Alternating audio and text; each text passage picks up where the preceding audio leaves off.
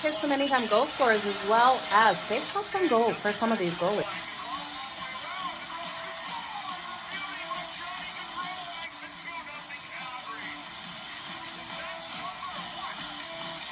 Give me both teams to score in the first period. That's coming in at plus 185 compared to the over 1.5 that is at minus 120. Okay, you guys ready? Let's make some frickin' money. It's time for Pocket with Jo.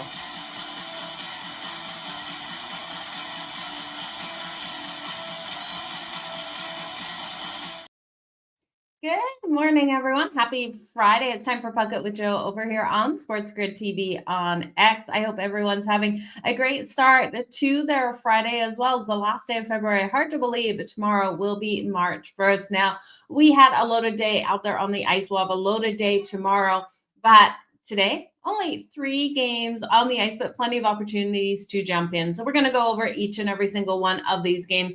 We'll kick it off with the Toronto Maple Leafs taking on the New York Rangers, then the LA Kings versus the Dallas Stars, and finish it up with the Minnesota Wild versus the Colorado Avalanche. Now, if you can't stick around for the whole time, make sure you do come back. We'll do the recap at the end of the show, and I'll make sure I bookmark what time that does kick off. So we're going to be looking at some players here, looking at some players to hit their points, as well as some anytime goal scorers, as well as sides and totals. So let's jump into it. We got firstly at 7:10 Eastern, the puck will drop between the Toronto Maple Leafs and the New York Rangers. This is an interesting battle between these two teams.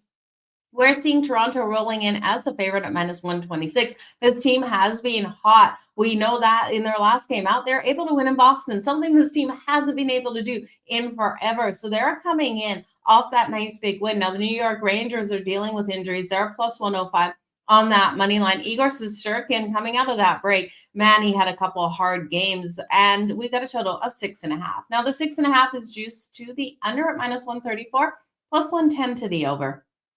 Stallars is expected here for Toronto. So Toronto coming out of the break has won their last 3. Like I said, the nice big win over Boston in a game, they never gave up. They came out in that one and did go down early, but they were able to get a 5-4 overtime win versus the Boston Bruins. And again, I'm sure the Bruins are still kicking themselves over. And the last time we saw the New York Rangers, they were able to get that massive win over the Isles, 5-1 win on Tuesday. So they've won their last 2. Looking at scheduling here, this is the first game home for the New York Rangers off of 3 games out of that break. And then they'll be back on the road for their next set of games. They have the Predators on a Sunday and the Isles on a Monday. So a short 1-game matchup here for them versus Toronto. Now, the last time they faced Toronto, they were able to get a big win. It was all the way back in October. They got that 4-1 win, and they've also covered the puck line as a dog versus the Leafs in their last 10. There's no value here on the puck line for the New York Rangers, as they are coming in on that puck line plus 1.5 at minus 245. I wouldn't even throw that into a parlay. They are plus 105 on that money line if you think they can come out and get the win here, but I just don't see them winning this one with the injury concerns. Now, Adam Fox will be out of this game, and it's still really unclear if we will see Chris Kreider hitting the ice tonight or not. Now, JT Miller did miss practice yesterday with an illness, so he's coming in. He's been a massive contributor since coming here to the New York Rangers again. And without him on the ice, without Adam Fox, without Chris Kreider, this is going to be an uphill battle for the New York Rangers. Now, could these players hit the ice? Yeah, we could see Kreider and JT Miller, but they're not going to be at 100% if they are. I'm seeing Adam Fox is ruled out of this one. So who would we look at here for the Rangers to really get things going? Well, Panarin has 59 points on the season. That's comprised of 23 goals and 26 assists. Now, his point tonight, for point number 60, is way too highly juiced. You got to lay like minus 2 something. But I do think the power play goal could come into play. You can look at him for the power play point tonight. I do think Panarin gets a point via the power play, because you look at the Leafs kill, that kill's only 79.9%, while we have the Rangers really strong kill right around 82.3%. So look for Panarin on that power play for point number 60 tonight. We were able to hit a player for their point number 60 last night as well. So let's go with Panarin tonight. when we look here at the Toronto Maple Leafs, I do think they can get the win, you guys. I know they're coming off overtime on Tuesday. It's Friday. This team is well rested. This team off of overtime has actually really shown their strength, winning the last 7 games off of OT. It's not like it was a Wednesday game on that last game out. They've had extra rest here. The road team between these two teams has been killer as well, winning 4 of the last 5. Now, the last time they were in Madison Square Garden, Austin Matthews lit it up, and he lit it up like crazy. He was able to get 4 points in that last matchup in Madison Square Garden. You know Austin Matthews coming to play tonight. Now he's sitting here with 58 points, so he's 2 points away from hitting 60. 2+ points for Austin Matthews tonight, coming in at plus 190. I do think he can get those 2 points on the board. So his 58 points is comprised of 21 goals and 27 assists. He's had 8 points over the last 4 meetings with the New York Rangers as well. So this is a team where you see Austin Matthews really stepping up, getting those points on the board. And again, that last game, 4 points in it. So Austin Matthews, 2+ points. Now Tavares for point number 50 tonight, I do think comes into play. The problem is Tavares, his point is minus 170, so really can't hit on it. He's got 22 goals and 27 assists, but look for that point number 50 out of him. Now, Chris Tanev went out of the last game, and it's a huge loss for the Leafs. So I do think while we should see Gustafsson and Igor have decent days out there, we should see a higher scoring one, because Chris Tanev, it's a massive hole in the defense here for the Toronto Maple Leafs. And we know the Leafs with Austin Matthews, we're going to see a strong game out of him. So upper body injury here for Chris Tanev. He's listed day-to-day. He left on the second shift of the first period in that last game versus Boston after taking a big hit. So hopefully Chris Tanev will be out on the ice in the next couple games here for the Leafs, but I don't think it's going to be today. Now, William Nylander, he's 2 points away from 60 as well. Now, it's a possibility he will play today. He didn't get involved in the overtime versus the Boston Bruins. Something is going on with Nylander. He played into that third period with the Bruins, but he did take a couple of hard hits out there on the ice. So unclear if we're going to see him. But again, he's 2 points away from 60 as well. And we know how impactful William Nylander is. So 33 goals and 25 assists. Now, if we look at who's leading here, Mitch Marner is really leading this team. 73 points on the season, 18 goals and 55 assists. So definitely a playmaker you want to watch out there. I can see him and Austin Matthews really getting things done today. So I do think it's the Toronto Maple Leafs for the win. And then you look at those players in what should be a higher scoring game, even though we've got strong goaltending on both sides. It's Stolarz, versus Igor. I don't know why I said Gustafsson. That's for Minnesota Wild. So Stolarz coming in here. And then Igor, he's had some rocky starts. So let's take the over. Happy Friday, Kev. It's good to see you here. Blake, you as well. Yeah, there was some bad games. Panarin, Wyatt, and Val today for those anytime goals. Let's get this freaking money. Kelly, it's so great to see you. Winner, team total over Toronto series. Okay, I like where you're going. The team total over for Toronto should be a good one. Hey, Kelly, so good to see you. I love seeing you guys on the daily. Thank you so much for jumping into the chat. It really does make my day. And if you can hit that like, subscribe, and retweet button, I would greatly appreciate it. So that's where we're going with this game. There's a lot of different angles you can look at. I really do think the best bet here is just count on Austin Matthews. And I don't say that much, but I do think Austin Matthews can get 2 points on the board. I haven't trusted Igor out of this break. So look for Austin Matthews to have success. That's my best bet of this game. Let's look at the LA Kings. Now, the LA Kings are dogs here on the road. Remember last season when the Kings were so solid on the road? The Kings on the road this season, though, haven't been as solid as we would like to see. Now, their road record's 15-16, which is crazy. This is a team that really, that's against the spread. 15-16 against the spread. Straight up on the road, 12-14-5. This is the team that last year, it was like the road is where we wanted to bet them. It has turned to a really solid home team. Now, this is the first game Of 3 out there on the road. They're off that loss to the Vancouver Canucks at home in OT on Wednesday. They've got to have a sour taste in their mouth. That was a 3-2 loss at home in their own building. They shouldn't have lost that one, especially in overtime. Now, the Dallas Stars are off a loss to the Columbus Blue Jackets in a game. The Columbus Blue Jackets just had their way, able to put up 6 goals. They only allowed Dallas to put up 4. So it was a 10-goal game. So I say only 4. But the Dallas Stars have been one of the hotter teams since rolling into 2025. So this team has been nice and strong. You look at their home record, 27-1 at home this season. On that puck line, 16-12. So they have been strong. They've been getting these wins by more than 1 goal out there on the road, and they've been trending to that over. 8-2 to the over in their last 10. And we have seen the Kings actually put up some more goals and allow some more goals in their last 10, going 5-3-2. No longer just, I know their defense is solid, but no longer those games where we're looking at a Kings team where you automatically go to the under. Now, I do think this one will go over that total, but we're going to start to see the Kings try to lock down. We're getting into the later part of the season, you guys. Most of these teams having 20 and change games left on the board. So Darcy Kemper versus Jake Ottinger. You do have strong goaltending. Third in the Pacific here for the LA Kings. They're looking to climb the ladder here. Second in the Central for the Dallas Stars. So really good teams. We've seen the LA Kings struggle in Dallas. They've lost their last 5 meetings in Dallas. So can they overcome that? I do think they should be able to. They've got an interesting schedule here for them. So this is the first game on the road of 3. They're at the Blues on Saturday, then at the Blackhawks on Monday.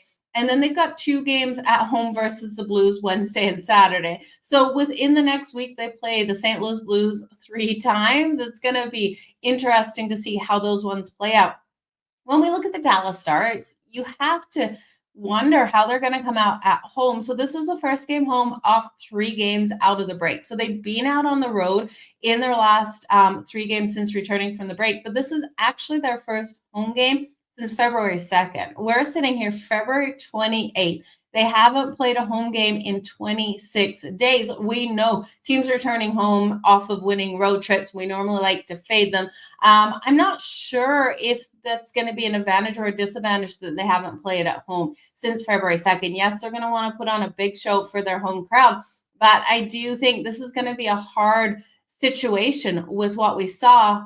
So I really do think the Kings can bounce back off of that loss, break that losing trend in Dallas. I think the best way to take this game, though, is just clearly look at that over. Total 5.5 minus 105 to the over. I think this is a 4-3 coin flip here. I do think we have the possibility of overtime. Now, the overtime bet coming in this one, overtime at plus 330. I will be getting in on that. I think the disadvantages to not playing at home for so long for Dallas and getting back out on their home ice, plus the disadvantages of the LA Kings, we're going to see a higher scoring, less defensive game, goaltenders being hit with a little bit of puck luck on either side, and us going over that total.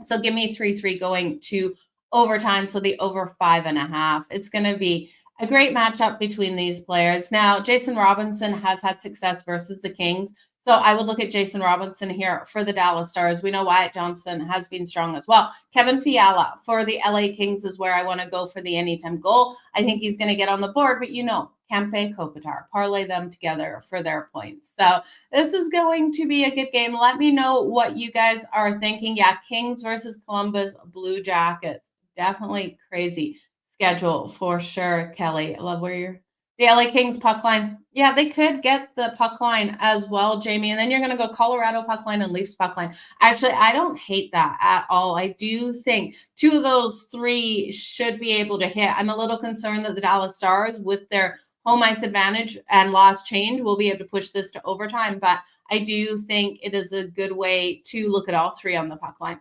Yeah, the Dallas Stars, the Dallas Stars have really dominated. They've won the last 5 here versus the Kings, but I think things are moving. McLovin, anytime goal. Okay. Connor McDavid, are you talking about? Kopitar, 2 points. Actually, you know what? Kopitar is a really interesting look for 2+ points for him. So let's just look at Kopitar's 2+ points tonight. So the anytime point for Kopitar is -113. So you can get the 1 point at -113. And then you're looking at Kopitar for 2+ points at +470. Definitely a strong way to go, especially with that plus money. Now, when we look at the Kings lines here, let's just pull up those line combos so I can tell you exactly right where they're going to go tonight. So Kopitar centers that top line with Kempe. We know that. So that's why it's always Kempe and Kopitar for me parlay. So he is there. We got Fiala and Byfield on that second line. And I do think you look at those two players for success. But it's the power play where I look at the LA Kings and I do think they can have success. You've got Kopitar and Kempe on that first power play unit. So you're going to have, and they haven't moved either of them. So that is good to see. You're going to have lots of opportunities for him to get those points out there. So I do think going for Kopitar for 2+ points at +470 is a solid way to go. Yeah, there's the +470. So yeah, Kev, I'm thinking it's going to be a disadvantage for the Stars as well, especially they were off that loss to Columbus. So that kind of lights a fire for them coming in at home off of a loss. But this has been such a long time since they played at home, and they started this out of the break, 3 games on the road. It's just a hard place to bet them for sure. I have seen Super Bad, McLovin, but I don't know who you're calling McLovin. That is for sure. I have seen Super Bad. As soon as you say that, I know what you're talking about, but I don't know who you're talking about out there on the ice. Let's jump into the last game. The Minnesota Wild killed me yesterday. What the hell? And I'm going to say, what the hell? What the hell were the Minnesota Wild doing last night versus Utah? There's a reason the books made the Utah the favorite. I couldn't bite on it. I thought the Wild were live to get the win. Marc-Andre Fleury came into goal, and they never took him out. We saw Utah just freaking dominate the Minnesota Wild. They lost it 6-1. Utah was brilliant out there, and the Wild, I don't even know what they did. They did not freaking show up. They only had 16 shots. 16 shots on the freaking net last night, and I had them to get the win. I also thought they could come out and cover maybe alt puck lines. I sprinkled on a whole bunch of freaking stuff. They cost me a ton of money, and I just want to see them fully lose this game by like 5 goals. Can we just see Colorado come out and absolutely dominate the Minnesota Wild as a little bit of payback for what they did to my bank account last night? Because I tell you, it was not pretty. The problem is, though, the Minnesota Wild are a better team than what we saw out there on the ice. I know there's injuries. I know that they lost that game by 5 goals last night. But you look at these lines, and it's so freaking hard to not love the Wild plus the 1.5 at -105. I can't get there, though. I can't bet it because this Wild team just killed me yesterday. So we've got a +250 money line for the Wild. Got Colorado at -315. And I do hold grudges. You guys, I'm mad at all of these guys on the Wild tonight. I just don't want to put my money there and trust them to keep it tight with the rested Colorado team, especially when the Wild are on the second night of a back-to-back. So Colorado laying the 1.5 is -115. Not enough value there for me. They're -315 on the money line. Total is sitting at 5.5, -124 to the over. We've got Gustafsson expected in net tonight for the Wild. He has been a wall, and that's where I was going looking at this game yesterday. We were expecting Gustafsson. I expected him to come out nice and strong between the pipes and then to hold off Utah. They weren't able to. They weren't able to get even those shots on goal. So this team is completely flat at the moment. Now, looking at their road record, they are 21-8-3 on the road. 21-8-3. Yeah, one of those 8 losses came last night to Utah. On that puck line, 21-11 on the puck line. That's what I mean. +1.5 looks mighty nice when you start looking at these numbers, but I just can't bite there. Both of these teams in their last 10 are 8-4 to the over/under, and I do think, they are 6-4 straight up. They're 4-5-1 for Colorado to the over/under, 4-5-1 for Minnesota to the over/under. So we've seen these teams right around that over/under number. Now, when we look at the Avs at home, you got a lot, 17-10-2, but they aren't covering the puck line. They're 11-18 at home on that puck line. I'm going to look for the Avs first period. Give me the Avs to come out and dominate the Minnesota Wild in the first period.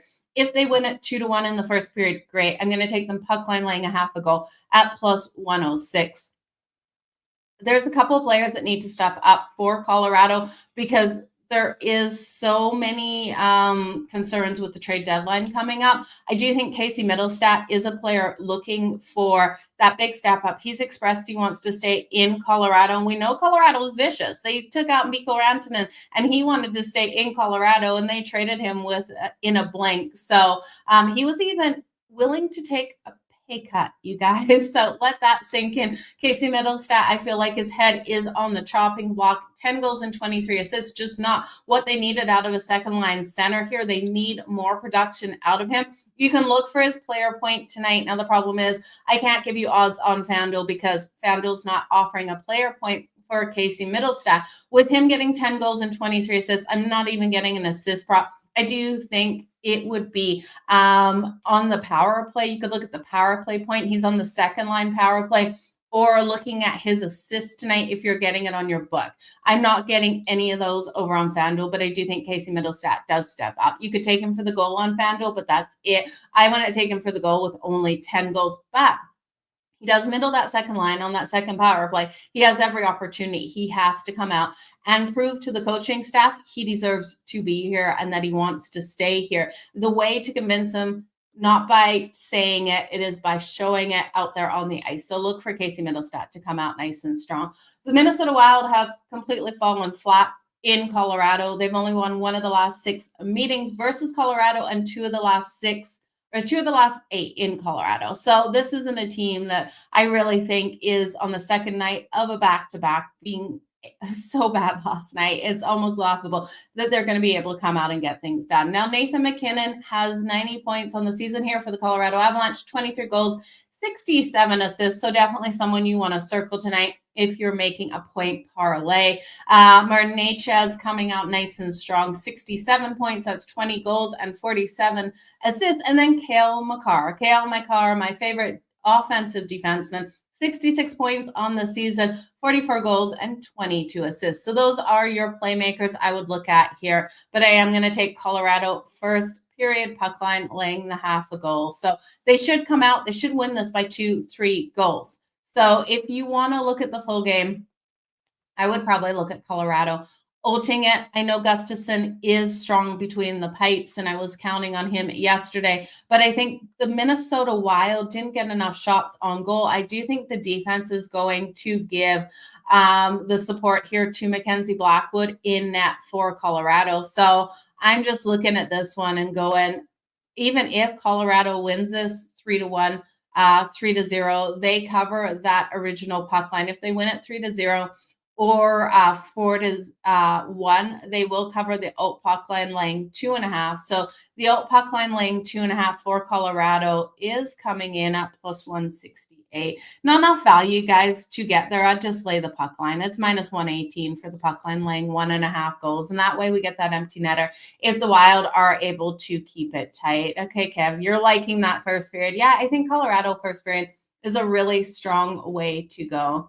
Team total under for the Minnesota Wild in the Colorado game. Yeah, Kelly, I do think that is a great way to go in this one. So let's just look at what we're getting for the Wild's team total. It's under 2.5, and this is my problem with it. The juice hasn't dropped. So I was looking at the juice earlier in the day. It's still right around minus 166 for the Minnesota Wild's team total under 2.5. I don't expect them to get more than 2 goals. I would think they would stay under. Colorado's kind of iffy on the 3.5 to the over. They should be able to go over it. But again, you have that possibility of the 3-1 style win if Gustafsson comes out strong enough. So the Wild's team total is the best way to go to the under, but you've got to lay the juice. So that is a hard one to lay that kind of juice for sure. So it is a Freaky Friday. I can't put my money. If you want to put your money on the Minnesota Wild, Go ahead. But I am not freaking putting my money on them after last night. Yes, I hold grudges. Imagine being my friend. No, I'm just joking, you guys. Can use as a parlay. Yeah, you can absolutely use as a parlay piece, you guys. So I appreciate you guys so very much. Jamie, you also like the Kings money line, a Lakers money line. Okay, like where you're going there as well. Best trade was, getting rid of Georgiev out there. For sure. You're so welcome, Rob. We're going to do the recap here right away. And then we're going to send you guys on your day. Vinny liking the New York Rangers over 6, Colorado under 6, Dallas minus 1.5. Wow, that is a great parlay there at plus 1,087. Let's go is right, Vinny. I do think I love the over in the Rangers game. Colorado, I can see that one staying under the total as well. It's just Dallas. I don't know. Can Dallas get the win at home after not playing since February 2nd? So it's going to be interesting to see. Okay, recap time. Easy recap today, you guys. Again, thank you so much for everyone who's joined me for the full show. If you can hit that like button, the retweet button, and subscribe on YouTube, I would so appreciate it. Let's jump into that recap. The Toronto Maple Leafs taking on the New York Rangers. Give me the Leafs. I don't know the last time I said give me the Leafs straight up on the money line. Now the juice is starting to go up here as the New York Rangers are dealing with so many injuries, so much uncertainty. Who is going to be out there on the ice? I do think the best bet in this one is to look at Austin Matthews. Look at Austin Matthews for the 2+ points. 2 points away from 60, and he definitely can get them here on the New York Rangers. So 2+ points at plus 190. The last time in Madison Square Garden, he was able to put up 4 points. And in the last 8 games versus the New York Rangers, last 4 games versus the New York Rangers, he's had 8 points, 5 goals, and 3 assists. Look for Austin Matthews to really lead the way for the Toronto Maple Leafs today. Now, Tavares is 1 point away from number 50. His points juicy at minus 170, but maybe a parlay piece for you. Nylander, possibility he's going to play. He is 2 points off of 60 as well. We know Mitch Marner has been lighting the lamp. Remember, there is no Chris Tanev in the lineup today for the Toronto Maple Leafs. He is out with injury and injury concerns on the other side. JT Miller, Chris Kreider, doubtful that either of these guys will play, but if they do, they're not going to be at 100%. Adam Fox will not be on the ice for them, so another defensive player out. So looking at the over in this game, definitely the way you want to go. Panarin for point number 60 tonight. I think it happens for the New York Rangers player Panarin on the power play. I'll take him for the power play point tonight. The Leafs kill isn't that strong, only 79.9%. So the power play point for Panarin of the New York Rangers at plus 220. When we look at the LA Kings versus the Dallas Stars, I just can't get over the fact that the Dallas Stars haven't played for so long at home. February 2nd was their last home game. They're returning home out of the break off of 3 road games. I do think the Kings off of a loss is a strong bounce back here. I think this one goes to OT though, so give me the overtime bet. Give me this as a 4-3 style win for the LA Kings. Now, I would look at Fiala for the anytime goal, Jason Robinson for the Stars for the anytime goal as well, and then Kempe Kopitar for their points. Now, you guys threw out Kempe for 2+ points, and I do think he should be able to get there on that top line, top power play. It will be a nice, strong over game in this one. So this game to go over the total of 5.5. And the last game out there, the Minnesota Wild versus the Colorado Avalanche. The Wild are dead to me until they can prove that they can get those shots on goal. 16 shots versus Utah. 6 goals allowed was absolutely disgusting. I know it's not Marc-Andre Fleury. We will see Gustafsson tonight, but I don't trust the offense here of the Minnesota Wild to get anything past Blackwood. Blackwood, a strong goaltender in goal. I'm going to take the Colorado Avalanche to come out strong in the first period.